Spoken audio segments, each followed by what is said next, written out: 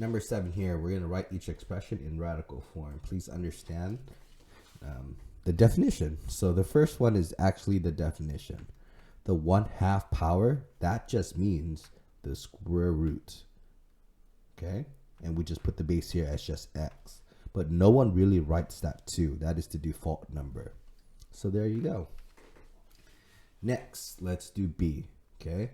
The weird part though is this divide by 3. That can be translated to, okay, square root, and we put a 3 here, which is the cube root. And then we have the x to the 4th power left, so x to the 4th power. Okay? You can simplify this, but I'm just leaving it in radical form here, okay?